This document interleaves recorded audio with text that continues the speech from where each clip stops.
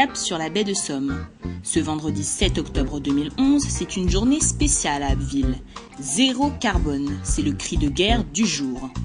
Organisé pour la deuxième année consécutive par l'association Baie de Somme Zéro Carbone, cet événement permet à tous les professionnels du tourisme de la baie et d'ailleurs de se rencontrer et d'échanger sur leurs expériences respectives.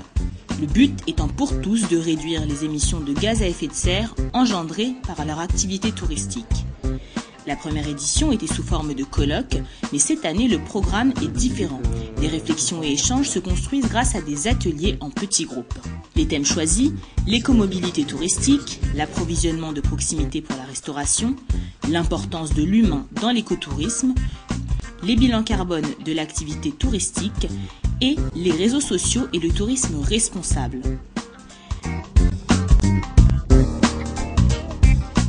Du coup, ce qu'on s'est dit, c'est qu'on allait transformer cet atelier, au-delà d'une simple présentation un peu théorique de ce qui se fait, par un vrai temps d'échange et de partage pour essayer de construire nous-mêmes ce qui pourrait être un réseau social à destination des acteurs de tourisme au niveau donc, du territoire national pour collaborer, être plus fort, etc. On a la chance donc, d'avoir Sébastien avec nous qui s'occupe du site Voyage Autrement, qui est une référence sur tout ce qui est tourisme durable au niveau français en tout cas. J'ai choisi comme thème d'atelier les réseaux sociaux et bon, c'était très intéressant. Et il en est ressorti qu'il y a encore beaucoup de travail à faire parce que c'est un thème, disons, important qui va de plus en plus prendre de l'importance dans le tourisme et faire connaître ce qu'est le tourisme responsable, faire connaître aussi bien au grand public qu'aux professionnels et surtout aux professionnels. C'est le choix des réseaux sociaux.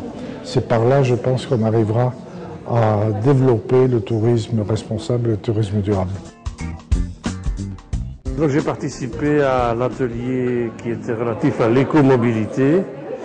Nous n'étions pas très nombreux, il y avait donc des acteurs importants de la baie comme le responsable du parc du Marcanterre et des gens qui sont donc impliqués dans la politique de l'écomobilité.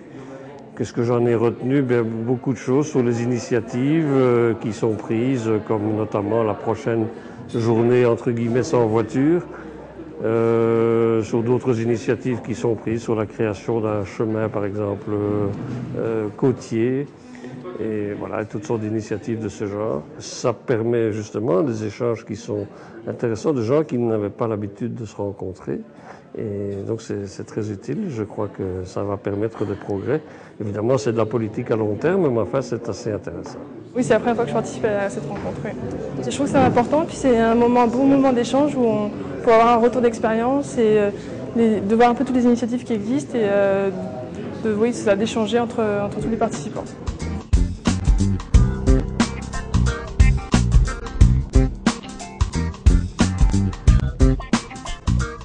Donc vous étiez là aussi l'année passée pour nous suivre. Donc effectivement, après le colloque de l'année passée qui était assez riche, et c'est vrai qu'on avait des intervenants très intéressants qui avaient des réflexions très riches et approfondies, donc ça nous a apporté à tous beaucoup de choses. Moi j'avais un peu peur de rester sur ma faim parce que effectivement j'animais cet atelier sur l'humain et il y avait d'autres ateliers qui m'étaient fortement, qui me préoccupaient. Et donc je me dis bon, je vais rester un peu sur ma faim parce qu'une synthèse ne me suffit pas. Mais en fin de compte, l'atelier proprement dit que j'ai animé et avec qui j'étais a été très intéressant et très riche. Donc je pense que l'association Baie de Somme Zéro Carbone, on n'a pas encore vraiment décidé en intra, mais je pense qu'en fait on va faire une année un colloque et une année des rencontres pour effectivement lancer une impulse sur des sujets et après les approfondir à travers ces rencontres. Après ces échanges enrichissants, l'appel du ventre se fait entendre. Et c'est un buffet tout à fait particulier qui nous attend. Réalisé par des chefs de la région, des mets tout aussi surprenants que délicieux nous sont présentés.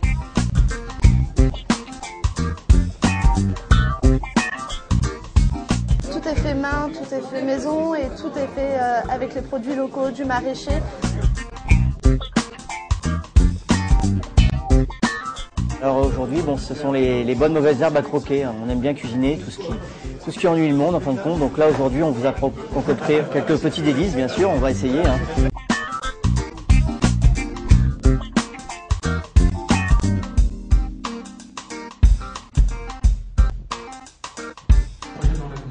Le ventre plein, nous poursuivons la journée par les comptes rendus des ateliers de la matinée.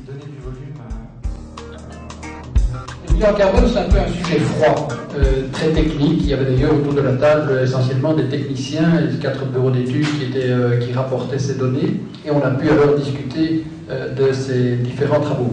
Plutôt que d'imaginer un réseau social tourné vers les acteurs éco-engagés du tourisme en baie de Somme, on a essayé d'élargir la réflexion à quelque chose qui pourrait être, pourquoi pas, national, pour fédérer toutes les initiatives autour du tourisme engagé. Donc c'est pas honteux quand on fait de l'écologie ou de l'éco-engagement de faire du marketing et de valoriser ça dans son offre, simplement pour gagner plus, quoi. Au niveau des établissements sur la côte, il y a de plus en plus de volonté à avoir à leur carte des produits locaux. Ensuite, on s'est rendu compte que l'approvisionnement était un problème un petit peu délicat. Est-ce que la question, c'est pas plutôt d'acheminer les gens jusqu'ici de façon la plus sobre possible, donc en train, et ensuite éventuellement de leur mettre quelques voitures à disposition? Bien comprendre qu'aujourd'hui, le seul point d'accès au niveau ferroviaire, ça reste Noyelles, et que la tendance, et encore actuellement, il y a des débats de fond pour fermer la gare. Et on voit bien que les enjeux économiques d'un acteur comme la SNCF par rapport à des enjeux écologiques et de développement touristique sur un territoire ne sont pas forcément en phase. Donc voilà, une mobilisation d'un certain nombre d'élus sur cette question de l'axe Paris-Boulogne. Donc la gare de Noyelles va encore avoir 2 jours devant elle, mais on sent que c'est fragile. Des avis divergents, des discussions houleuses, mais qui font avancer positivement. Je pense que la société, elle change vite et elle change beaucoup, et qu'aujourd'hui, les acteurs économiques et les acteurs du tourisme qui s'engagent sur cette voie du développement durable, justement d'intégrer un certain nombre de contraintes aujourd'hui, du moins qui sont perçues comme ça, contraintes carbone, proximité, etc., mais de les intégrer dans des circuits économiques, dans une valorisation, eh bien en fait c'est la généralisation de la société de demain qui est en train de se préparer. Une journée qui aura montré à chacun que désormais il n'est plus seul à avancer écologiquement parlant dans son domaine et que le tourisme responsable n'est plus un ovni, mais une manière logique et normale de faire du tourisme.